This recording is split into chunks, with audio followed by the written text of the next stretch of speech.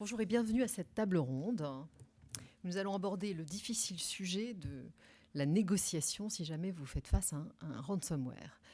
L'idée, c'est de savoir si il faut négocier ou pas, avec un corollaire qu'on abordera franchement en cours de table ronde, savoir s'il faut payer ou pas aussi. Mais c'est pas la question, la première question qui nous est posée, et on fera bien la distinction.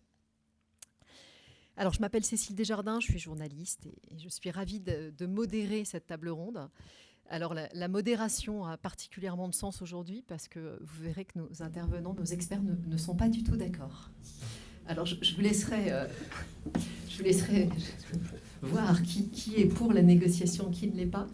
Et je vais me contenter de les présenter. Donc, plus proche de moi et en haut de notre tableau, Mathieu Enzien. Mathieu est RSSI chez Total Global Business, Total Global Service, qui est en gros le centre de services partagés du groupe que vous connaissez bien, qui a récemment changé de nom et qui est donc Total Énergie. C'est parfait. À ses côtés, Jérôme Seize, spécialiste de la gestion de crise chez Op4 Intelligence. Luc Vignancourt, alors moi j'ai un titre en anglais assez ronflant, on va lire celui qui est là, souscripteur international cyber et risque dirigeant. En fait, c'est l'assureur de notre table chez Beazley Group. C'est beaucoup plus simple. C'est plus simple. Alors, en introduction, Jérôme a accepté de nous raconter une petite histoire. L'idée, c'est de planter le décor avec un cas d'école qui va nous montrer que les situations ne sont pas noires ou blanches et que la question est plus complexe qu'on pourrait le croire. Jérôme, à toi. En effet, alors, un cas d'école réel, évidemment, chez un client. Donc, nous sommes en cellule de crise avec la totalité du COMEX. Nous sommes sur une entreprise importante, présente dans le monde entier. Donc, nous sommes en cellule de crise avec la totalité, ou cellule de crise élargie, on va dire, avec la totalité du COMEX, l'assureur, l'avocat et moi. Et nous abordons justement ce sujet, c'est l'objet de la réunion, nous abordons le sujet de la rançon. Est-ce qu'on paye, est-ce qu'on paye pas? Chacun fait valoir ses arguments. Je fais valoir les miens en défaveur du paiement. Et finalement, tout le monde se range derrière ces arguments, et donc on décide officiellement, donc c'est acté en COMEX, de ne pas payer. Très bien, tout le monde est content, enfin ceux qui ne voulaient pas payer sont contents. Et le lendemain, une nouvelle information surgit. L'une des filiales de cette société qui venait d'être intégrée, qui venait d'être rachetée, qui n'avait pas été totalement encore intégrée au système d'information du groupe. On est dans un groupe industriel, donc il fabrique des choses grosses, importantes. Et l'une de ces filiales n'a plus aucun backup, n'a plus accès à aucun des plans de construction. Donc, une nouvelle cellule de crise se réunit, on trouve les plans, on recherche les plans A, B, C, D, E, F, G, etc. Et on en arrive à la conclusion que, à moins de pouvoir opérer un traitement en salle blanche des supports et pouvoir récupérer de l'information de manière physique, vraiment traiter les supports informatiques qui ont été chiffrés et détruits par l'attaquant, le seul plan B qui reste derrière, c'est de demander gentiment à des clients existants à qui on a vendu certains de ces gros objets, si ils veulent bien nous les reprêter pour qu'on les démonte pièce par pièce, qu'on remesure et qu'on refasse des plans à partir de ce qui a été vendu. Donc on était à 2 doigts de la perte d'expertise. Et donc là, forcément, la question se repose. Est-ce qu'on paye? Est-ce qu'on ne paye pas? Parce que là aussi, on sait que si on paye, en revanche, on peut avoir quelque chose qu'on n'aura plus sinon et qui va nous coûter beaucoup plus cher à refaire. Et du point de vue de l'assureur, ça va être une interruption de l'activité qui va être beaucoup plus longue que s'il faut refaire tous ces plans-là, que de simplement payer. Voilà. Je ne vous dirai pas comment ça s'est terminé. En revanche, c'est un très bon exemple pour lancer le sujet. Alors, merci en effet, Jérôme. Juste pour lancer le sujet aussi, Jérôme, tu racontais dans les couloirs, là, avant qu'on commence le débat, que depuis le mois de février, tu avais traité 7 crises que tu n'avais pas arrêtées. 7 crises majeures, oui, avec des interruptions d'activité qui se chiffrent en millions par jour pour certaines. Oui. Donc on est au cœur du sujet. Mathieu, faut-il négocier d'après toi? Alors, déjà, c'est un acte criminel. Hein. Pardon. Juste tu regardes. C'est l'extorsion, c'est un acte criminel. Et en termes d'éthique, non, il ne faut pas payer, il ne faut pas céder. Malheureusement, à un moment ou un autre, quand on est face à ces situations-là, il faut être pragmatique. Donc on a un sujet on peut être dans des situations, tu en as parlé, on est carrément sur un sujet de survie de l'entreprise et des drames derrière, qui peuvent être des pertes d'emploi, etc., et des drames humains aussi derrière. Donc après, le sujet, c'est, une fois qu'on a traité ce sujet-là, après, effectivement, c'est moi ce qui nous intéresse côté cybersécurité opérationnelle, c'est qu'est-ce que peut nous apporter cette troisième voie, qui est d'entrer en contact avec les criminels et de rentrer dans un processus de négociation. Est-ce que ça a un intérêt ? C'est la question que je pose. Toi, probablement, tu as peut-être quelque chose à... On va commencer par Luc. Pardon. Bon, Donc on est d'accord, la question, c'est pas paiement. Non. Est-ce qu'on discute, est-ce qu'on négocie, est-ce qu'on rentre en contact ? Alors, la première chose, pour éviter, déjà juste éliminer en fait un débat, parce qu'il y a eu comme beaucoup de choses qui ont traversé la presse et des positions de principe en disant que ces assureurs avaient vraiment méchants parce qu'ils payaient les rançons, après leur avoir reproché de ne pas payer le Covid. Il faudra décider à un moment ou à un autre. Mais en fait, juste pour mettre juste la scène en place, en fait, l'assureur, il n'est pas décisionnaire. C'est pas lui qui paye ou c'est pas lui qui paye pas. C'est pas lui qui prend la décision. L'assureur, il est là pour accompagner ses assurés. Une partie de son job, c'est d'indemniser les pertes de l'assuré. Donc la décision, et on a eu dans notre portefeuille, on a eu plusieurs sinistres avec des ransomware. La décision, elle revient à l'entreprise, à l'assuré. Après, là où le sujet qui est la négociation revient dessus, moi j'aurais tendance à dire oui, il faut négocier, mais pas dans le sens négocier le prix. C'est rentrer en contact, c'est accepter quelque part le contact pour peut-être gagner du temps, peut-être apprendre des choses, peut-être argumenter, peut-être échanger des arguments, peut-être faire évoluer des situations. Donc, ce que nous on fait en tout cas, c'est qu'on met à disposition de nos assurés, lorsqu'il y a des crises, s'ils souhaitent effectivement discuter avec les rançonneurs, on a des ressources, on a effectivement des partenaires qui connaissent le sujet, qui ont déjà traité des sujets et qui savent à peu près comment on peut discuter ou ce qu'il faut discuter. Donc, si on entend dans le mot négociation accepter le contact pour discuter, moi je pense qu'il faut l'accepter parce qu'on ne sait pas ce qu'on peut en sortir. Donc ne pas perdre cette opportunité d'en tirer quelque chose derrière. Mais ça n'a rien à voir avec le fait de décider de payer ou de ne pas payer. J'entends bien, c'est la partie entrer en contact. C'est la négociation dans le sens où effectivement accepter le contact. Mathieu, si je reviens juste un peu plus si je creuse un peu plus, toi tu veux négocier pour gagner du temps, pour faire quoi ? Moi je vais parler sur la partie résolution de la crise technique. Parce qu'il y a quand même c'est vrai qu'on est dans une situation de dilemme et tu l'as dit, le sujet est entre les mains du dirigeant de l'entreprise. Et moi, ce qui me fait peur, c'est que la tentation est grande de payer, parce que effectivement, si on parle de survie, mais malheureusement, nous, les côtés cybersécurité, on sait que payer, c'est pas une garantie. Déjà qui vont accéder à la demande, enfin qui vont prendre l'argent et donner la clé pour éventuellement déchiffrer, récupérer les données, c'est tant que ça marche. Oui, ça ne marche pas toujours. Techniquement, ça ne marche pas toujours. Voilà, ils ne sont pas tous d'excellents techniciens sur ces. Il y a un business d'ailleurs comme ça, très légitime, de réécriture des déchiffreurs par des professionnels pour augmenter les chances que ça fonctionne. Et voilà, donc, moi c'est ça qui nous angoisse, nous, c'est de se dire, bah voilà, la tentation est grande, on cède. Alors même après une négociation, on cède, on fait baisser le prix, parce qu'ils affichent toujours un prix extrêmement élevé. Et une fois qu'on rentre dans des discussions pécuniaires, ça fond un peu et la tentation est de plus en plus pressante. Mais après, nous, les côtés techniques, c'est est-ce que finalement ils vont bien déchiffrer ? Et puis évidemment, le sujet, on sait très bien qu'ils vont revenir. Une fois que vous avez payé, une fois que vous avez cédé, ils vont revenir.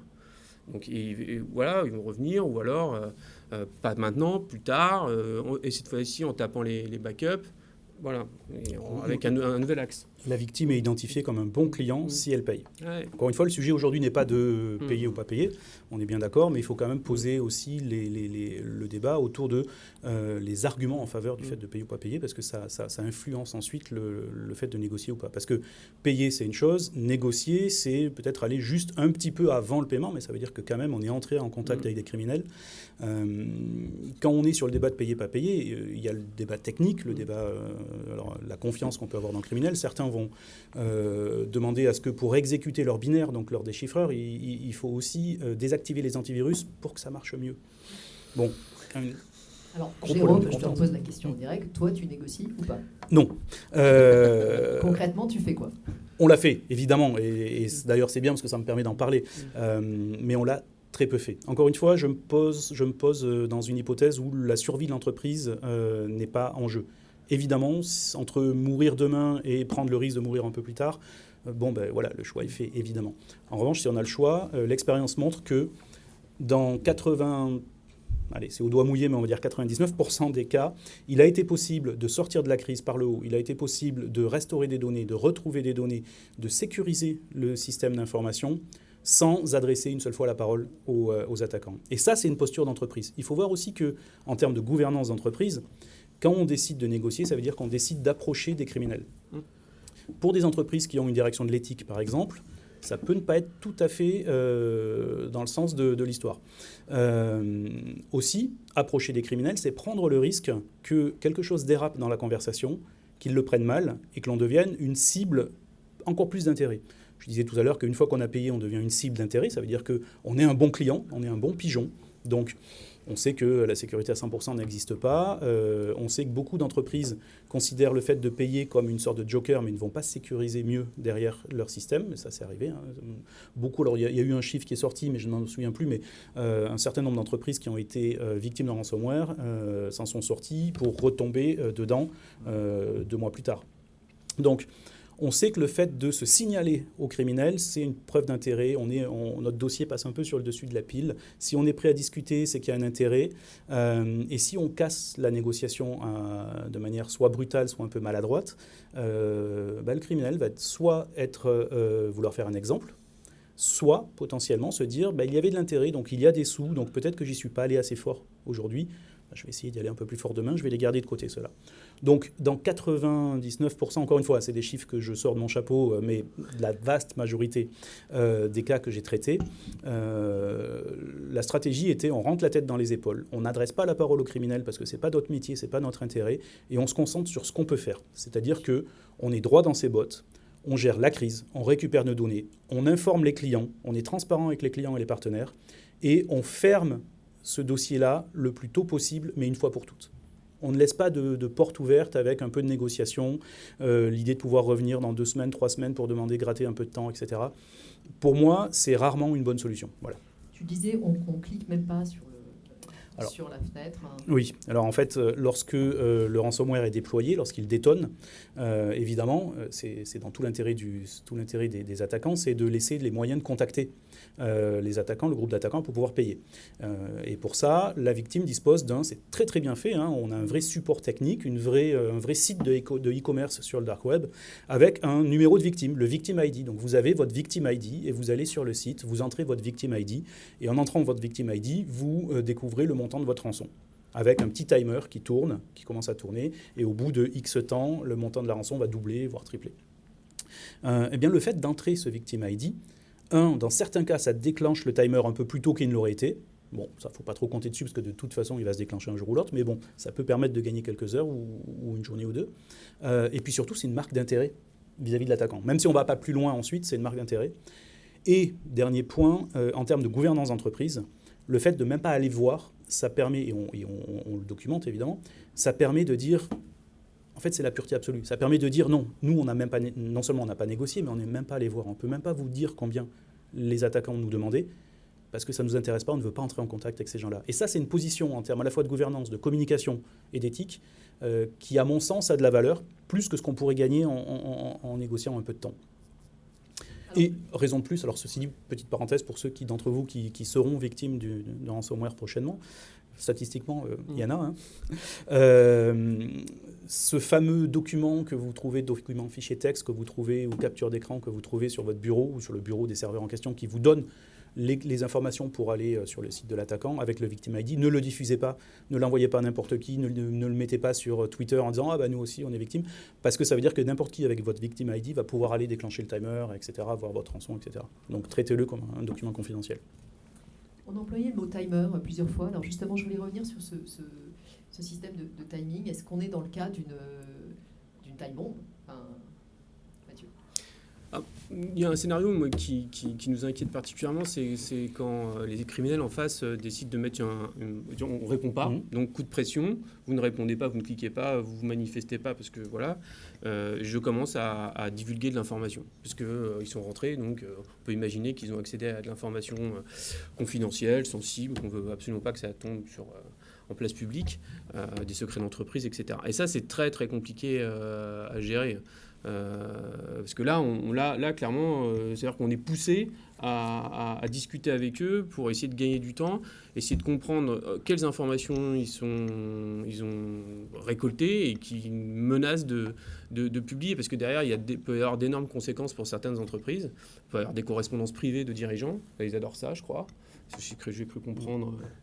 Voilà, c'est une grande tendance, la pression sur le dirigeant. Exactement. Donc bon, moi, je suis pas un spécialiste de la négociation. Je pense que je suis un piètre négociateur en vrai.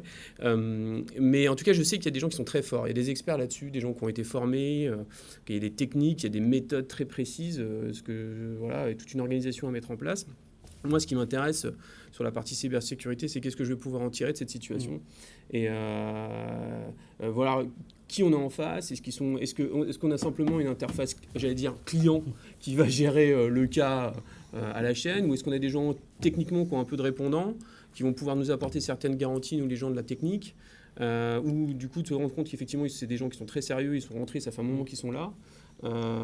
Éventuellement des informations sur les groupes, qui ont des techniques parfois différentes. Donc on sait que voilà, ils sont rentrés par là, ils ont utilisé tel malware. Voilà, c'est... Alors, pour l'avoir fait, pour avoir négocié plusieurs fois, été en contact avec ces groupes, on n'apprend pas grand-chose sans payer. C'est-à-dire qu'ils proposent effectivement d'aider et de dire, voilà, on va vous dire par où on est entré, mais ça, il faut payer d'abord. Et finalement, on est face à le sentiment que j'ai eu lorsque j'ai fait l'exercice plusieurs fois, ils se prennent en tout cas pour des businessmen. Donc c'est une discussion purement business. C'est voilà ce qu'on a, voilà ce que ça vous coûte.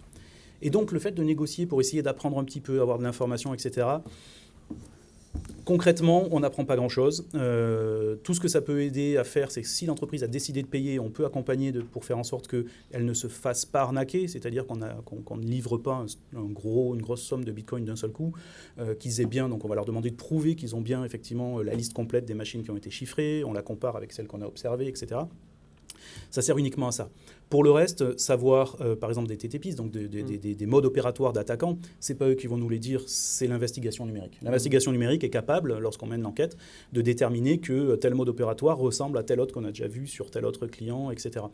Donc, on n'a pas besoin de commencer à discuter avec les attaquants, à mon sens, pour ça. On n'obtient pas grand-chose, en fait. Bon, on va rentrer dans l'idée, si on négocie, de savoir sur quoi il faut négocier, mais peut-être avant, est-ce qu'il y a une question déjà de votre part? Ils peuvent menacer de publier des choses. Oui. Le fait de payer, ils peuvent quand même publier. Ça, Oui. c'est vu. Et ça change rien. Ils vous menacent, mais c'est pas parce que vous payez qu'ils vont pas le faire. Ah bah après, en fait, le truc c'est que il y a quand même, c'est quelque chose c'est un développement considérable, hein, les malwares. Donc il y a bien, si c'est un business aussi florissant, c'est qu'il y a bien des victimes qui payent, des criminels qui respectent leurs engagements, parce que sinon ils tueraient le business. C'est pour ça qu'en fait, sur les ransomware, vous avez différents types de ransomware. Il y a les deux principaux, c'est effectivement la menace de divulguer l'information, et l'autre, c'est rendre les données indisponibles et demander la rançon pour pouvoir redonner la disponibilité aux informations. Et c'est pour ça que la partie négociation, que j'évoquais tout à l'heure, elle n'est pas d'aller demander aux attaquants, merci, d'aller demander aux attaquants ce qu'il faut faire, ce qu'ils ont fait et tout. C'est en interne déjà de regarder ce que l'on a, la réalité entre ce qui est demandé et ce qui est promis. C'est-à-dire quand ils vont dire, voilà, on a chiffré tout, ou alors on va divulguer tout, est-ce qu'on va déjà, dans ses propres systèmes, trouver des informations perdant? Et puis surtout, enfin, ce qui sera le point le plus important, et sur lequel il va basculer, c'est se préparer en amont, et finalement, essayer d'éviter de se prendre un ransomware. Ça reste quand même la stratégie principale, plutôt que... Avant la préparation, je voudrais qu'on revienne sur la négociation. Quels sont les éléments éventuels? Pas Jérôme, parce que on a compris que je donnerai Non, quand mais même la parole. je l'ai fait quand même, je peux en parler. Quels sont les éléments dont on dispose, quels sont nos leviers de négociation, et après, je vous demanderai quels sont vos conseils pour une bonne négociation. Mais si on commence par les leviers, on a parlé rançon, ok, il y a le montant. Est-ce qu'il y a d'autres éléments sur lesquels vous allez discuter âprement? Ça va être là de voir la réalité entre, je dirais, l'annonce, et c'est de pouvoir comparer derrière effectivement ce qu'ils disent, ce qu'ils annoncent, et la réalité qu'on va constater dans ces systèmes qui sont importantes. Parce que, et puis il y a aussi, lorsque nous on a eu des cas d'entreprises qui ont eu des ransomware et où ils ont pris la décision de payer la rançon, on les a accompagnés en mettant à leur disposition des négociateurs qui, alors il y a eu toutes les théories sur les accointances ou les choses comme ça, mais ceci étant dit, l'avantage des négociateurs, c'est qu'ils connaissent effectivement les attaquants, enfin, ils les connaissent, ils savent leur méthodologie, ils savent comment ils fonctionnent, ils savent le résultat. Et je vais vous donner un exemple très précis qui est une entreprise qui a pris un ransomware. Et l'entreprise a dit au début, on ne va pas, on ne paiera sûrement pas. Donc nous, Fine, c'est très bien. Mais en reconnaissant un peu le ransomware, c'était quand même assez surprenant parce que je crois que la rançon qui était demandée était proche des 10 millions. Ils demandaient, je crois, 7 millions ou un truc comme ça. Et donc on a fait intervenir nos négociateurs qui ont dit la première chose, c'est surprenant parce que sur ce type de ransomware, en général, les rançons ne sont pas aussi élevées. Donc la première chose, c'est que si vous décidez, on pourra sûrement négocier le montant parce que en général, ils ne demandent pas des si gros montants. Donc il y a eu un début de contact et qui a été en fait de dire, vous demandez un montant qui est beaucoup trop gros, ça ne sera jamais atteignable, moi il faudra essayer. Donc et finalement, les rançonneurs ont dit, en fait, c'est pas grave, puisque de toute façon, vous êtes assuré, on a vu votre contrat d'assurance. Donc là, on dit, oula, ils ont pris connaissance des informations qui ont été cherchées. Donc, c'est pour ça que c'est important de voir un peu, en fait, la réalité de ce qu'ils savent, de ce qu'ils peuvent faire. Et je pense que la partie la plus importante pour évaluer ce qu'ils peuvent et ce qu'ils ont réellement fait, c'est pas ce qu'on va leur demander, c'est vraiment ce qu'on va investiguer à ce moment-là dans les systèmes, de voir la réalité de ce qui est en place. Et donc, il n'y a pas de critères en disant on va négocier sur tel point ou sur telle chose. C'est vraiment en fonction de ce qui se présente. Est-ce que c'est crédible? Là, on dit le montant il est trop gros dans l'habitude. Donc, au final, l'entreprise était en plus pas mal protégée par elle-même. Et elle a réussi à, je dirais, reconstruire, remonter par ses propres moyens de quoi se remettre en route et assurer. Et au final, elle a dit, je vais quand même, parce qu'il y avait un grosse peur d'un impact d'image, elle a dit, dans les arguments que donnait le rançonneur, c'était le fait de divulguer le fait que l'entreprise avait été attaquée ou pas. Et au final, il y a une rançon qui a été négociée beaucoup plus basse, juste pour que le rançonneur s'engage à ne pas divulguer l'information, parce que l'entreprise avait réussi à redémarrer par ailleurs. Donc il n'y a pas une règle, on ne peut pas dire c'est toujours tout blanc ou tout noir, il y a des tas de choses qui vont être décidées derrière en fonction de la réalité, mais le vrai sujet, c'est que c'est très compliqué à gérer. Je pense que ça dépend aussi beaucoup du timing de l'attaquant, c'est-à-dire que est-ce qu'ils ont un énorme paquet de dossiers à traiter ou pas. S'ils ont un énorme paquet de dossiers à traiter, ils vont très peu négocier. On a vu, et je pense que tu as vu, des attaquants dire non, pourquoi on baisserait le prix, vous nous prenez pour des mendiants ou quoi, donc c'est tant, et puis voilà, c'est à prendre ou à jeter, voilà, à laisser. Mathieu, tu disais que tu n'étais pas un bon négociateur, mais ce serait quoi tes conseils pour négocier ? Je vais juste revenir sur un point. Moi, je vois surtout une chose, c'est que bon, après, ça dépend des dirigeants. Enfin, je veux dire, il y a des gens qui voilà, les impacts sont tellement systémiques pour l'entreprise que enfin, la tentation, elle est forte, hein, de se dire de toute façon, là, c'est une question de survie, hein, donc j'y vais, quoi. Enfin, je paye et puis il faut que je sauve ma boîte. Par contre, effectivement, ce qui peut être intéressant, moi, je ne sais pas si c'est quelque chose qui est envisageable, du coup je me retourne vers Jérôme, mais est-ce que justement entrer en négociation pourrait être aussi un moyen de convaincre son dirigeant, de lui dire c'est une très mauvaise idée, hein. C'est de discuter avec ces gens. Regarde, il y a 15 choses qui leur intéressent, ou alors ils sont pas sérieux, ou alors moi c'est ça qui m'intéresse. Et du coup, évacuer ce sujet-là, parce que si tu veux, le truc c'est que, on en parlait avant que la table ronde démarre, mais il y a quand même derrière tout un énorme chantier de reconstruction, de dérisquage de la reconstruction, parce qu'il ne faut pas qu'ils puissent revenir aussi, enfin, et ça c'est des investigations. Il faut s'assurer qu'il n'ait rien laissé derrière. Exactement, et pas de cadeaux cachés par exemple. Donc derrière il y a un énorme chantier, et c'est vrai qu'il y a une crise d'entreprise systémique qui démarre, mais derrière, il y a un chantier technique que nous, les gens de la cybersécurité, on va s'atteler avec les gens de l'IT, quoi. Et ça, il ne faut pas que ça vienne parasiter, pour qu'on puisse très très vite engager. Tu as des expériences de reconstruction, c'est long, c'est fastidieux, ça crame les gens parce que c'est hyper éprouvant. À titre d'exemple, une entreprise que j'ai aidée fin février, qui a voulu bien faire, hein, pour le coup, qui a été vraiment très bon élève et qui a voulu très bien faire, donc ce n'est pas le cas de tout le monde, qui avait les moyens de prendre le temps, est en reconstruction depuis la mi-février et ouvre l'accès Internet principal là prochainement, là bientôt, dans la semaine qui vient. Donc, ce qu'il faut savoir clairement là-dessus, c'est que, juste le dernier point, le fait de payer une rançon, ça vous reviendra jamais moins cher que de ne pas payer. Donc, de toute façon, le fait de payer, ça va pas éviter tous les autres coûts de reconstruction, de redémarrage, de nettoyage, etc. Donc, en fait, la rançon, c'est un des éléments de la crise.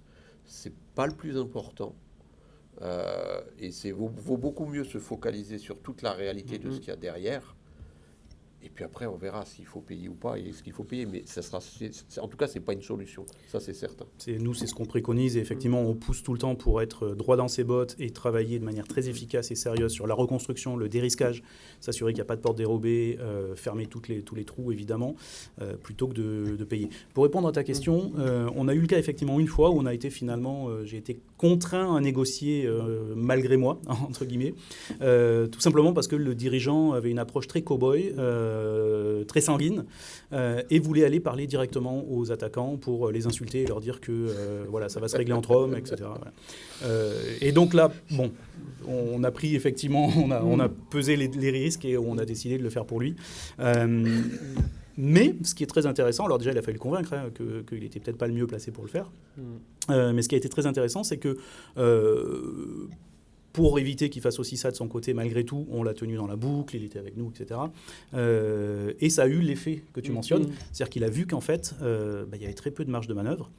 Les attaquants n'en avaient strictement rien à faire de son histoire, de ses problèmes à avoir de l'argent ou pas, de la situation de l'entreprise, du fait que la rançon demandée, proportionnellement à la rançon demandée pour un autre groupe qui faisait 10 fois son chiffre d'affaires, c'était pas juste.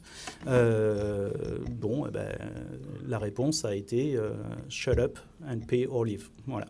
Donc, il y a très peu de moyens de négociation. Là où on va pouvoir apporter un petit peu de leverage, ça va être prouver d'abord que l'attaquant est bien l'attaquant et qu'il a bien accès aux données et aux clés de déchiffrement. On ne va pas non plus envoyer de l'argent à n'importe qui quand même. Donc ça, c'est déjà, il y a des techniques. Hein, on leur demande à la fois des clés de test, mais on leur demande aussi des listes complètes de machines chiffrées. Et là, on se rend compte que souvent, ils ne maîtrisent pas entièrement le processus de chiffrement parce qu'ils n'ont pas toutes les machines chiffrées, il y a des choses qui leur ont échappé, etc. Donc, il faut prouver ça. Et ensuite, on peut négocier, hormis le coût qu'on peut ou pas réduire, surtout négocier sur un échéancier. C'est-à-dire dire non, désolé, on ne se connaît pas. On ne va pas aller leur dire juste que vous êtes des criminels, mais on ne se connaît pas. Moi, je ne fais pas affaire à quelqu'un que je ne connais pas, avec quelqu'un que je ne connais pas. Donc, aussi bien pour ma garantie que la vôtre, ce que l'on va faire, c'est qu'on va faire un paiement échelonné. Donc, si vous êtes d'accord, voilà ce qu'on va faire. 25% des clés pour 25% de la somme, etc. Et après, là où on les amène sur une négociation, ça va être plutôt, parce que l'intérêt, une des techniques de négociation, c'est ça, c'est de dévier un petit peu, de faire d'un sujet un peu mineur le sujet de la négo, de manière à ce que le reste, finalement, ne soit pas abordé de front.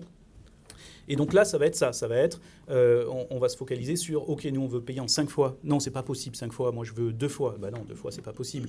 Voilà. Et bon, on va se retrouver en général au bout de 3. Il n'y a pas de surprise. Mais voilà. Donc, ça peut amener à ça, la négociation. Ça peut être là-dessus qu'on va négocier. Mais au final, et comme le dit très bien Jean-Luc, une fois qu'on a récupéré les clés, on n'a rien réglé. Parce que tout le temps qui doit être passé à nettoyer, à dérisquer les machines, à faire toutes... on en parlait, hein, la reconstruction, c'est une procédure très longue. Et ça, c'est un temps incompressible. Et si jamais on le fait malgré tout et qu'on paye simplement pour ne pas voir la publication des données, il faut savoir que c'est la parole d'un criminel et que même si ce criminel tient parole, ce qui n'est pas le cas, hein, on sait très bien que les données qui sont volées dans des attaques par ransomware ne sont pas forcément toujours vendues publiquement, mais elles sont vendues à la découpe à d'autres groupes. Parce que dans le lot, il y a des choses très intéressantes pour mener des fraudes. Quand on va récupérer vos coordonnées bancaires et vos modèles de factures non payées, on va pouvoir aller voir vos clients et leur dire nos coordonnées bancaires ont changé, merci de régler cette facture à telle adresse. Bon, évidemment, c'est un compte ailleurs dans le monde. Donc ça, c'est des informations intéressantes qui peuvent être vendues sous le manteau, vous ne les verrez jamais sortir. Donc même si vous avez payé pour qu'elles ne publient pas, elles ne sont pas publiées. Mais elles ont été vendues sous le manteau des gens qui vont faire des fraudes. Vous n'avez aucune garantie de ça. Et dernier point, vous n'avez non plus aucune garantie que le pirate ne se les fasse pas voler. Et ça, il n'y a pas d'honneur chez les voleurs. Ça, c'est un fait qu'on a pu observer, ou en tout cas, on l'a inféré, qu'il y a eu des groupes qui ont attaqué d'autres groupes pour leur voler les données sur lesquelles ils étaient assis. Et dans le cadre d'un dossier que nous avons traité, ce sont les autorités américaines qui ont alerté les autorités françaises parce qu'ils venaient de faire un raid sur un serveur d'un groupe de pirates. Et sur ce serveur-là, ils avaient trouvé des données d'une entreprise française qui ne savait pas encore que ces données étaient sorties. Et il se trouve en enquêtant que ce n'est pas du tout ce groupe-là qui a attaqué la boîte et qui a fait filtrer la boîte, qui a fait filtrer les données. Donc, elles avaient été volées à notre attaquant. Luc, je reviens aux négociateurs. Alors, à part Jérôme, qui on peut aller voir, qui on doit aller voir pour négocier? Est-ce qu'on fait ça soi-même ou est-ce qu'on se tourne vers les spécialistes? Nous, on négocie plus. Hein. Donc, allez pas voir Jérôme, déjà, si vous voulez négocier. Non, la pire chose à faire, c'est de rester tout seul, quoi. C'est définitivement, on a la chance d'être dans un modèle économique qui est quand même assez fourni en ressources, que ce soit au niveau des sociétés de services, des consultants spécialisés, au niveau des autorités aussi. Il faut absolument pas les tenir hors du truc. Là, c'est la seule chose faite. Si jamais une entreprise se prend en ransomware, c'est déjà la première chose, c'est regarder effectivement les contacts au niveau des autorités. À minima, de toute façon, il faut arriver à emmener les autorités avec soi, donc ou pas un dépôt de plainte, mais peu importe. Mais en tout cas, il faut absolument travailler avec les autorités et il y a de la ressource de ce côté-là aussi, donc ça peut être bien utile. Il y a les prestataires. Les prestataires de services, alors faire attention entre, je dirais, le prestataire de service qui est l'entreprise avec laquelle on travaille d'habitude, qui nous aide à développer les systèmes d'information. Elle n'aura pas la compétence et la connaissance pour agir sur une crise. C'est complètement différent. Donc il y a des prestataires qui sont spécialisés, qui savent faire. On a aujourd'hui la chance d'avoir toute une organisation en France qui va permettre de certifier des choses. Donc ça, c'est aussi utile. Et puis après, il y a effectivement les assureurs qui, eux, ont aussi des partenaires, des prestataires et vont, en fait, c'est le principe un peu de l'assistance que vous avez dans les contrats d'assurance, c'est de mettre à votre disposition des ressources, en fait, de gens qui peuvent avoir effectivement la capacité ou de négocier, ou de traiter, ou d'investiguer, ou de pouvoir renseigner même. Qui vont pouvoir vous dire, parce que le cas que je citais tout à l'heure, dire, attendez, ce groupe-là, en général, il ne se demande jamais des rançons de plusieurs millions. Donc, on sait que déjà que si jamais on allait jusqu'au paiement de la rançon, il n'y aura pas plusieurs millions à payer en tout état de cause, parce que de toute façon, en général, ils se contentent de beaucoup moins. Donc, il y a ce retour d'expérience, cette information des sociétés qui ont l'habitude de travailler sur des crises-là, qui est extrêmement important, parce qu'ils vont effectivement, ce que tu disais tout à l'heure, la capacité de mettre à disposition des ressources qui vont être capables de sécuriser les clés de déchiffrement ou des choses comme ça. Il y a plein de trucs. Donc c'est surtout ne jamais rien faire seul. Et essayer d'embarquer tous les gens qui peuvent être concernés, les sociétés spécialisées, les assureurs, si vous avez la chance d'être assuré, pardon. Et alors, il y a quelques assureurs qui sont Luc ne peut pas le dire, donc je vais le dire à sa place. Enfin, s'il le disait, ça ne serait pas crédible. En fait, l'assureur est réellement au rendez-vous. Sur la grande majorité de crises que nous avons pu traiter, les victimes étaient assurées. Et je n'ai jamais eu de problème vis-à-vis d'un assureur pour augmenter notre engagement, parce qu'on commence petit, on arrive très vite, on prend un pack de jours très, très faible finalement, mais pour au moins faire le bilan de la situation, savoir où on est, et ensuite on augmente, et puis on découvre qu'il faut rajouter ça, il faut rajouter ci, que peut-être on a peut-être une chance en faisant un travail sur les backups, sur les supports de backup, donc ça rajoute encore un coût. Et les assureurs ont toujours été au rendez-vous. Donc le vieil adage comme quoi l'assurance c'est bien jusqu'à ce qu'on en ait besoin, dans le cas cyber, de mon expérience en tout cas, c'est pas du tout le cas. Au contraire, les assureurs ont été un atout, et surtout les victimes qui n'avaient pas d'assurance galèrent pour trouver des équipes de réponse à incidents. Nous ne sommes pas nombreux finalement sur le marché malheureusement. On en parlait tout à l'heure. Le fait de la compétence pour faire un redémarrage, une reconstruction sécurisée d'un système d'information qui a été compromis, ce sont des techniques très particulières qui n'ont rien à voir avec simplement activer son PRA et réinstaller son informatique. Ça n'a rien à voir. Ce sont des compétences rares. Très régulièrement, nous sommes sollicités, avec mon partenaire Intrinsèque par exemple, nous sommes sollicités sur des affaires et il n'y a pas la capacité, parce qu'il y a des capacités qui sont conservées plutôt pour les assureurs avec qui on travaille, et que quand une victime qui n'est pas assurée cherche à être aidée, c'est très compliqué. Et on l'a vécu plusieurs fois. Est-ce qu'il y a une question sur la technique de la... Oui. Je donne un créneau d'une question. Il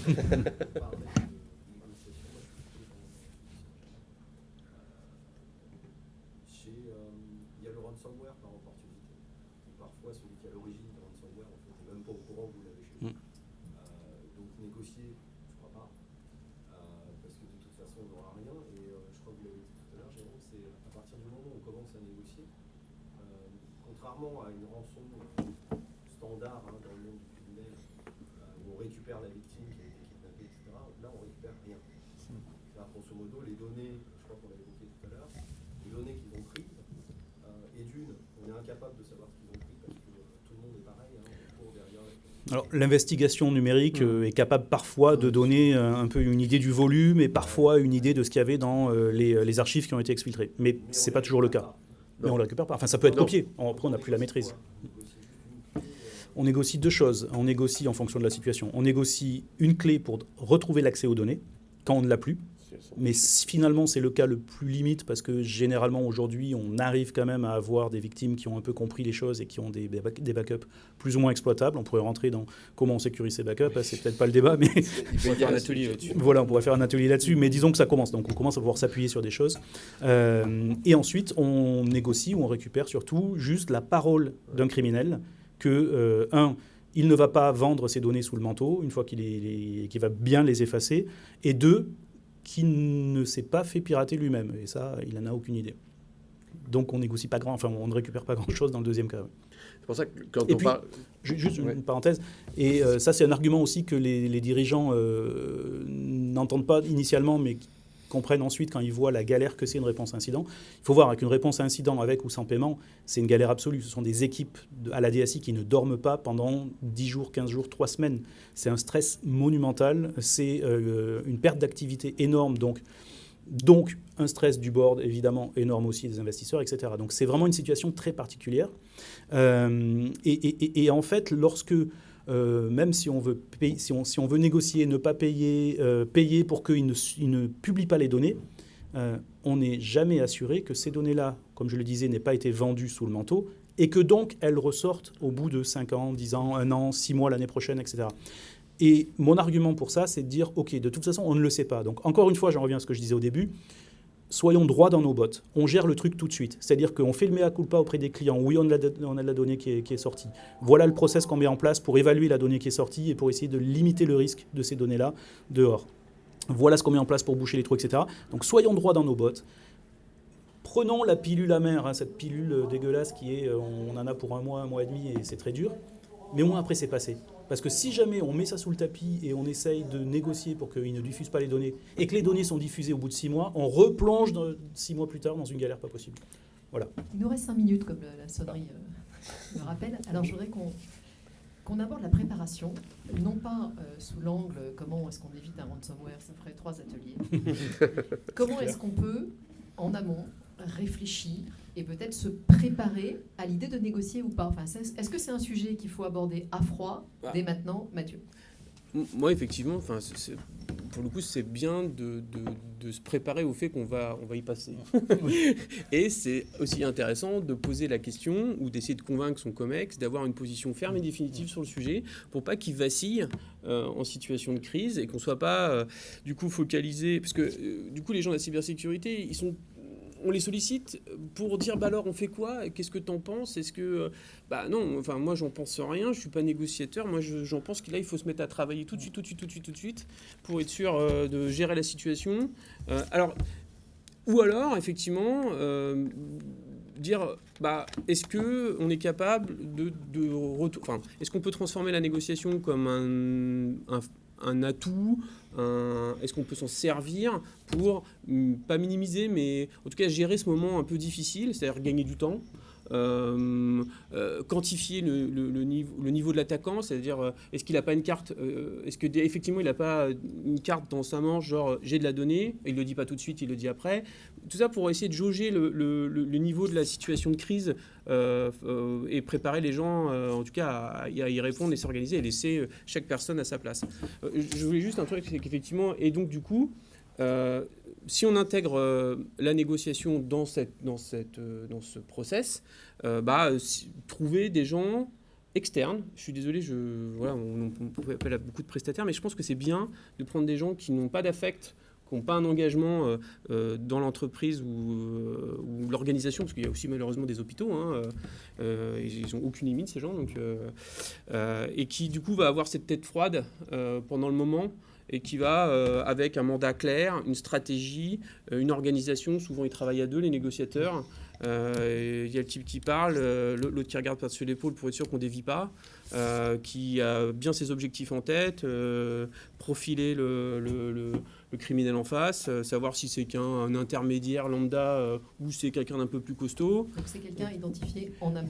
Oui, et du coup prévoir et capable de le mobiliser quand ça arrive, parce que ça prévient pas forcément. Donc être sûr qu'on est bien quelqu'un qu'on connaît, pour le coup, avec qui on a une relation de confiance et qui, malheureusement, quand ça arrivera, saura se mobiliser, connaît déjà le contexte de l'entreprise, c'est le mandat, c'est la position, et s'assurera qu'on ne déviera pas et qu'on ne cédera pas à la tentation, quoi.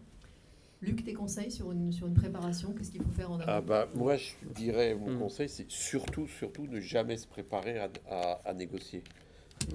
Il faut se préparer à gérer une crise ransomware, ça définitivement oui, mais surtout pas se préparer à négocier. Il vaut beaucoup mieux se préparer, effectivement, à savoir si ça arrive, effectivement, quel prestataire on va faire appel, préparer le board à vivre une crise ransomware, préparer les outils, les systèmes d'information à résister à une crise ransomware, ça oui à fond, et il y a plein de choses à faire. Aujourd'hui, il y a quand même le niveau de préparation des entreprises, j'élimine les grands groupes qui sont plutôt bien préparés, mais le niveau de préparation des entreprises est très très faible globalement en France. Donc il faut définitivement se préparer à vivre une crise ransomware parce que ça pardonne pas et ça fait mal et ça tape de plus en plus souvent. Mais se préparer à négocier, si on se dit moi je vais préparer en disant je vais me préparer à savoir comment je vais négocier, comment je vais le faire, je pense que c'est une erreur fondamentale. Il vaut mieux éviter d'avoir à négocier. Et là, il faut se préparer à vivre la crise pour ça. Et il y a plein de choses, les analyses de périmètre, la sécurisation des backups, il y a plein de critères. La segmentation à faire, des réseaux, la segmentation le des MFA sur les réseaux. VPN. Alors, Les- la liste est très longue, j'arrête. Oui. Il nous reste 1 minute, alors les questions ce sera dans le couloir, mais je reviens vers vous pour peut-être un dernier point qu'on doit mémoriser, le point fort de votre message à garder, à méditer dans l'avion du retour? Pour moi, donc mes 2 camarades ont été parfaits hein, sur ce qu'il faut faire pour se préparer. Pour moi, le point essentiel, c'est préparer votre COMEX à la panique que ça va être. Je rencontre encore trop de COMEX qui sont en état de sidération, parce que quand vous êtes au COMEX, vous avez l'habitude que tout roule, tout ronronne, tout le monde vous obéit d'un claquement de doigts. Malheureusement, quand vous avez 4 ou 5 usines à travers le monde, qu'elles sont toutes les 4 à l'arrêt, et que quelqu'un vient vous dire « Désolé, mais ça va durer une bonne dizaine de jours », vous n'êtes pas préparé à ça. Donc, préparez votre COMEX. Que votre COMEX soit prêt à anticiper la panique, la désorganisation que ça va être. Et à partir de ça, automatiquement, il y a des mesures qui vont être prêtes pour essayer de pallier à tout ça. Donc, peut-être que le point de départ, vraiment, c'est de préparer, de sensibiliser le COMEX à ce risque, qui n'est pas du tout un risque IT, purement IT, qui est un vrai risque systémique pour l'entreprise. Luc, ton point à retenir? C'est vraiment la préparation. On voit aujourd'hui de plus en plus d'entreprises qui simulent en fait des gestions de crise. Beaucoup d'entreprises l'ont fait, mais qui simulent maintenant des gestions de crise ransomware, parce qu'effectivement, ça va bien au-delà de l'informatique. Le COMEX se retrouve et apprendre à un COMEX à ce que les différents directeurs de département lui reportent en disant « je ne sais pas », c'est un grand pas à faire. Donc, et quand vous le faites en pleine panique, c'est le boss level, quoi, là. Ouais. Donc, non, oui, c'est ça, c'est vraiment... Mais c'est préparer à gérer une crise de ransomware, mais ne vous préparez pas à négocier. Il y a des gens qui sont capables de le faire, qui ont de l'expérience là-dessus, ça sera leur job. Donc, les identifier, par contre, ça c'est utile, clairement, mais surtout se préparer à gérer la crise. Mathieu, le point fort à retenir pour toi, le dernier? Moi, je pense qu'il faut pas simplement se passer les revues de presse comme ça et regarder les incidents, c'est se pencher un petit peu plus techniquement sur ce qui s'est passé. Et je pense que ça, c'est important, pas simplement dire oh, encore un qui s'est fait avoir, à essayer de discuter avec ses quand on est dans la cybersécurité, discuter avec ses homologues. Il y a de plus en plus de RSSI qui parlent et qui expliquent ce qui se passe. Et écoutez les rétextes maintenant, pour que justement ça permette d'infuser chez soi et de se rendre compte concrètement sur le terrain comment ça se passe. Parce que je pense que c'est un truc, on ne peut pas l'apprendre à l'école, c'est des choses qui se vivent. Et je pense que c'est hyper important de se rapprocher de ses homologues dans la cybersécurité pour avoir ces retours d'expérience, savoir comment ils ont géré les crises, avec qui ils ont bossé, qu'ils ont appel à des prestataires externes par exemple. Voilà, c'est échanger entre vous. Mais bien sûr. Et on se déconfine donc, pour enfin se retrouver en vrai et se dire des choses secrètement dans des couloirs. Donc c'est bien. Voilà. Merci beaucoup à tous les trois. Merci à tous. Merci à vous.